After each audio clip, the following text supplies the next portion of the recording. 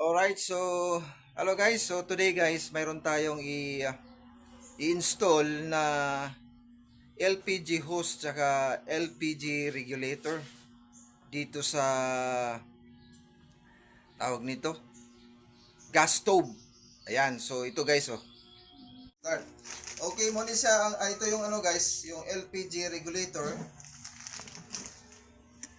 Tapos ito yung guys, ito yung LPG regulator. Ayan. So today guys, i-connect natin to dito sa gas stove. Okay, so tingnan natin itong sa loob.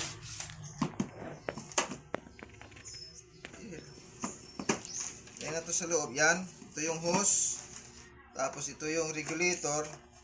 So i-connect natin to guys dito sa dito sa gas stove. So ganyan lang. Yan. Tapos meron siya ditong lock guys. Ito yung niya, pang lock. Ang higpit yan dito Yan. Ipihit nyo lang hanggang humigpit na yan dito. Yan.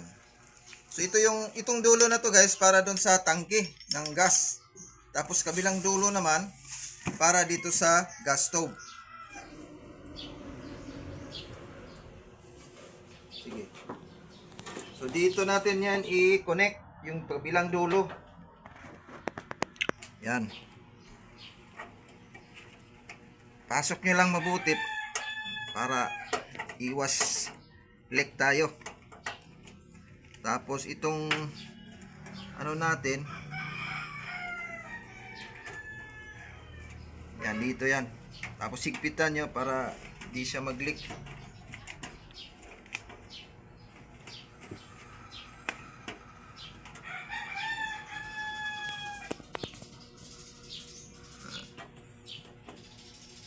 Yan. So higpit na siya guys, hindi na siya magtanggal.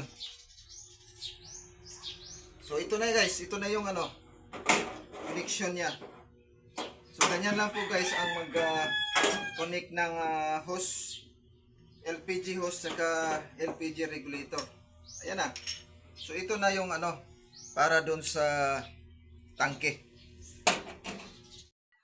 Okay, so that's all for today guys. I hope may natutunan naman kayo sa aking video ngayon. Thank you for watching.